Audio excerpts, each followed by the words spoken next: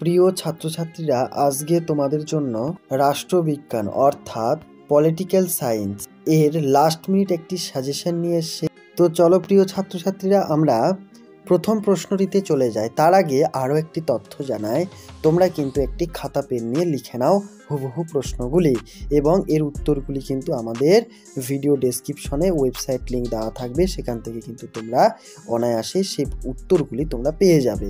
তো চলো, প্রথম প্রশ্নটি তোমরা দেখতে পাচ্ছ, এক দাগ দিয়ে লিখবে। প্রথম প্রশ্নটি তোমরা দেখতে পাচ্ছ, এক দাগ দিয়ে লিখবে, ক্ষমতা কাকে বলে? ক্ষমতার উপাদানগুলি আলোচনা করো। এরপর তোমরা দুই দাগ দিয়ে লিখবে, কি লিখবে? আন্তর্জাতিক সম্পর্ক কাকে বলে, অথবা কি বোঝো? প্রশ্নবোধক দেবে। আন্তর্জাতিক সম্পর্কের বিকাশের ধারা সম্পর্কে আলোচনা করো। আবারও একবার জানিয়ে দিই, আন্তর্জাতিক সম্পর্ক বলতে কি বোঝো? আন্তর্জাতিক সম্পর্কের বিকাশের ধারা সম্পর্কে আলোচনা করো। ঠিক আছে, এরপর তোমরা তিন দাগ দিয়ে লিখবে, বিশ্বায়নের সংজ্ঞা লেখো, কিংবা কাকে বলে, বিশ্বায়নের বিভিন্ন রূপ পর্যালোচনা করো। বোঝা গেল? তিন দাগ দিয়ে লিখবে কি? বিশ্বায়নের সংজ্ঞা লেখো, বিশ্বায়নের বিভিন্ন রূপ পর্যালোচনা করো। অতি সোজাই রয়েছে। এরপর তোমরা চার দাগ দিয়ে লিখবে, কি লিখবে? উদারনীতিবাদ কাকে বলে, এর বৈশিষ্ট্যগুলি আলোচনা করো। ঠিক আছে, এর বৈশিষ্ট্যগুলি আলোচনা করো। এরপর তোমরা পাঁচ দাগ দিয়ে লিখবে, কি লিখবে? ভারতের প্রধানমন্ত্রী ও পশ্চিমবঙ্গের মুখ্যমন্ত্রীর ক্ষমতা ও কার্যাবলী বিশ্লেষণ করো। অতি গুরুত্বপূর্ণ প্রশ্ন এই 5 নম্বরের প্রশ্নটি। ভালোভাবে তোমরা কিন্তু এর উত্তরগুলি বাড়িতে প্র্যাকটিস করবে। ভারতের প্রধানমন্ত্রী ও পশ্চিমবঙ্গের মুখ্যমন্ত্রীর ক্ষমতা ও কার্যাবলী বিশ্লেষণ করো। ঠিক আছে, তো চলো এরপরের তোমরা নেক্সট প্রশ্নটি দেখতে পাচ্ছ অন স্ক্রিনে। 6 দাগ দিয়ে লিখবে, ভারতের পার্লামেন্টের আইন পাশের পদ্ধতি ব্যাখ্যা করো। ঠিক আছে, ভারতের পার্লামেন্টের আইন পাশের পদ্ধতি ব্যাখ্যা করো। এরপর তোমরা 7 দাগ দিয়ে লিখবে, কি লিখবে? পশ্চিমবঙ্গের বিধানসভার অধ্যক্ষের ভূমিকা আলোচনা করো। ঠিক আছে, এরপর তোমরা দেখতে পাবে, এই প্রশ্নটি একটু দেখে যাবে, রাষ্ট্রপতির ক্ষমতা ও কার্যাবলী। ঠিক আছে, ভারতের রাষ্ট্রপতির ক্ষমতা ও কার্যাবলী সম্পর্কে এই তথ্যটি তোমরা কতটা জানো সেটি আলোচনামূলক লিখে আসবে যদি এই প্রশ্নটি আসে।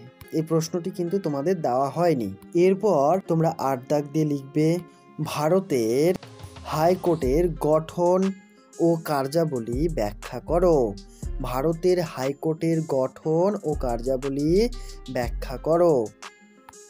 অতি গুরুত্বপূর্ণ প্রশ্ন কিন্তু এটি। ঠিক আছে, এরপর 9 দাগ দিয়ে লিখবে, সুপ্রিম কোর্টের ভূমিকা মূল্যায়ন করো, অথবা এর ক্ষমতা কার্যাবলী লেখো।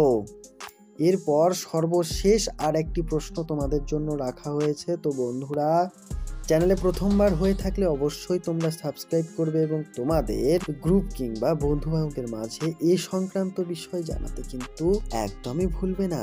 এখানে আরো একটি তথ্য, চ্যানেলে প্রথমবার হয়ে থাকলে অবশ্যই তোমরা সাবস্ক্রাইব করে এবং তোমাদের গ্রুপ কিংবা বন্ধু বান্ধবদের মাঝে এই সংক্রান্ত বিষয় জানাতে কিন্তু একদমই ভুলবে না। তো প্রিয় ছাত্রছাত্রীরা, তোমরা যখন উত্তরগুলি লিখবে সহজ এবং সরল ভাষায় কিন্তু লিখবে, যেন শিক্ষকরা খাতা দেখবার সময় কোনো রকম যেন অসুবিধার সম্মুখীন না হয়, সেদিকটি কিন্তু তোমাদের খেয়াল রাখতে হবে। বেশি কাটাকাটি করবে না, বানান শুদ্ধ ভাষায় লেখার চেষ্টা করবে।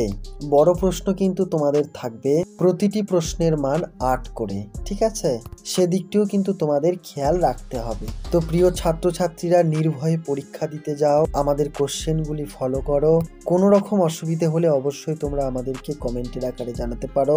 বোর্ডের কোশ্চেনকে টার্গেট রেখে তোমাদের প্রিয় শিক্ষক শিক্ষিকারা এই প্রশ্নগুলি কিন্তু চুজ করে তোমাদের জন্য রেখেছে।